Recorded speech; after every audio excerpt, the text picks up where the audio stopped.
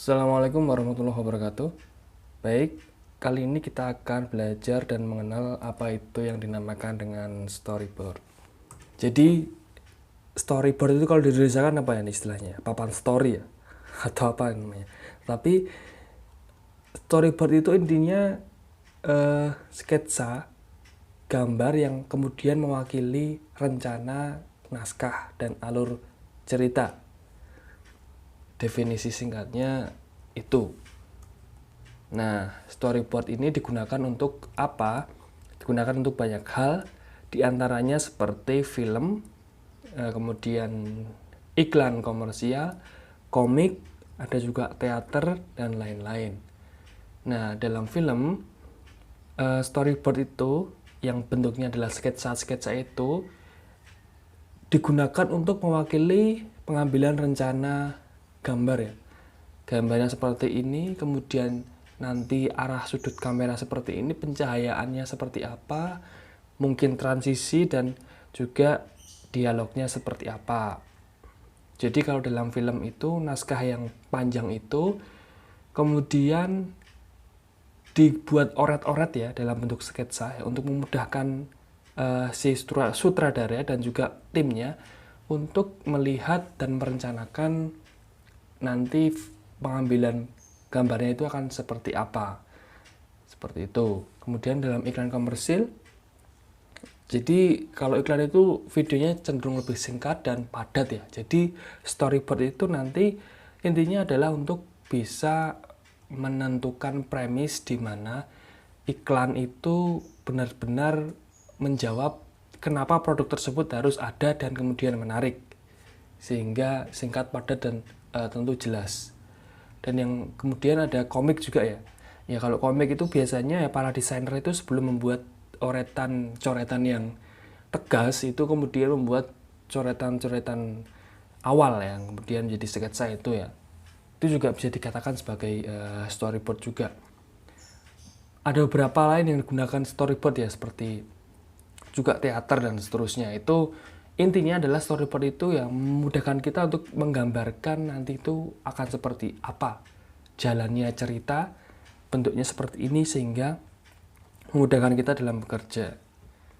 Nah kemudian ini kenapa makanya itu kemudian storyboard itu penting ya tadi, seperti halnya sketsa ya, fungsi sketsa dalam menggambar ya storyboard itu ya. Storyboard memungkinkan kita untuk membayangkan sedetail mungkin segala kemungkinan yang akan kita buat dalam film atau video atau tadi misal teater seperti itu. Jadi nanti akan seperti ini loh bentuknya gitu loh.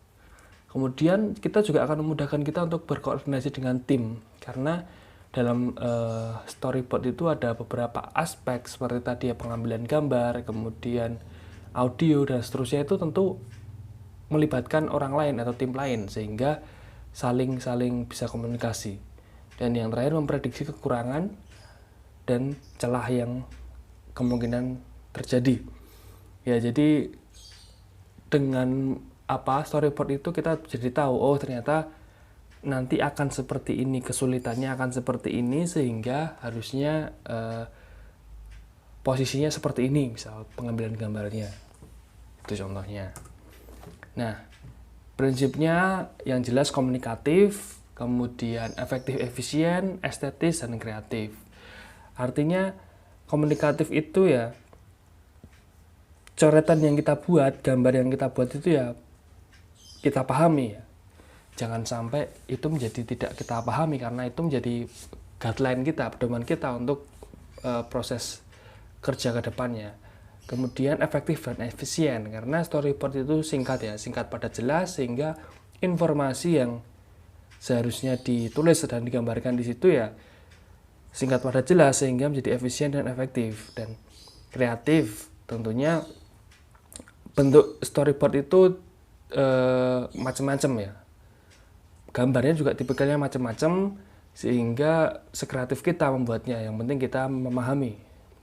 Kemudian juga estetis ya, estetis tadi ya kita menjadi menarik, jelas untuk melihat gambar dan tulisannya itu. Nah, tahapan membuat storyboard yang pertama jelas memahami naskah. naskah atau skenario, sehingga kita memahami alur cerita. Jadi alur ceritanya itu ini mungkin juga scene ini berada di sini, situasinya seperti ini, dan seterusnya. Itu kita benar-benar paham, sehingga kita memudahkan untuk membayangkan dalam bentuk visualnya nanti. Kemudian juga selanjutnya kedua, membuat template gambar. Nah, template gambar itu nanti setelah ini saya akan berikan contohnya. Intinya susunan-susunan gambar yang akan diisi dengan elemen-elemen storyboard itu sendiri. Yang ketiga, menambahkan potongan naskah. Jadi naskah yang panjang itu kita masukkan ke dalam template storyboard itu, yang tentu yang penting-penting saja. Ya, kemudian kita menuliskan bagian storyboardnya, seperti menambahkan bagian-bagian seperti scene, shoot, action, dan lain-lain. Dan yang kelima adalah menggambarkan sketsa. Seperti itu. Mungkin masih belum memahami ya, seperti apa sih storyboard itu. Setelah ini saya berikan contoh, mungkin bisa lebih memahami. Gambarannya seperti ini, storyboard itu contohnya. Ini template ya, contoh templatenya ada kotak-kotak itu, kemudian ada deskripsi di bawahnya. Nah, itu tergantung kita, susunannya seperti itu juga bisa di kanan, di bawah, dan seterusnya. Itu tertulis ada kotak ya, itu kotak itu yang kemudian akan kita gambari. Ini kotak yang akan kita gambari, kemudian di sini ditulis deskripsinya, kemudian action ini detail pergerakan, kemudian dialognya, efek itu seperti audionya apa, seperti itu contohnya. Ini contoh yang lain, ini lebih detail ya. Kita bisa membayangkan, oh contohnya adalah ada gambar adegan seperti ini, ada motor dan mobil yang ada suasana lalu lintas seperti ini ya. Contohnya ini tipikal kameranya long shoot, kemudian audionya seperti ini, kemudian durasi bahkan transisi sudah dituliskan. Kemudian juga ada deskripsi seperti ini, misal ada yang monolog seperti itu, atau deskripsinya ini. Dan juga ini yang lain juga, di sini ada scene 1, sequence 1 ya. Scene itu adalah kumpulan dari kumpulan dari, intinya adalah suatu kejadian dalam waktu dan tempat tertentu, itu namanya scene ya. Sequence itu kemudian kumpulan dari scene yang menyuguhkan peristiwa.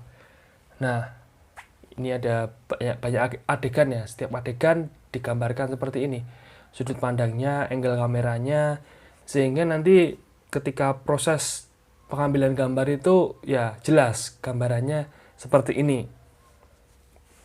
Seperti itu. Untuk teknis lebih dalamnya sebenarnya videografi yang lebih memahami dan kemudian menggunakannya, seperti teknik-teknik kamera, tentu tidak saya jelaskan di sini ya. Berkaitan dengan itu, ilmu saya juga belum memadai ya, seperti teknik kamera, kemudian mungkin juga jenis audio, transisi, nama transisi, seperti itu. Baik, ya terima kasih.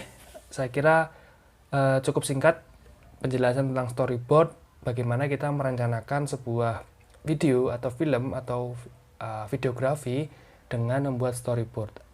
Membuat perencanaan awal memudahkan kita untuk melakukan pekerjaan ke depan. Itu yang namanya storyboard. Terima kasih. Assalamualaikum warahmatullahi wabarakatuh.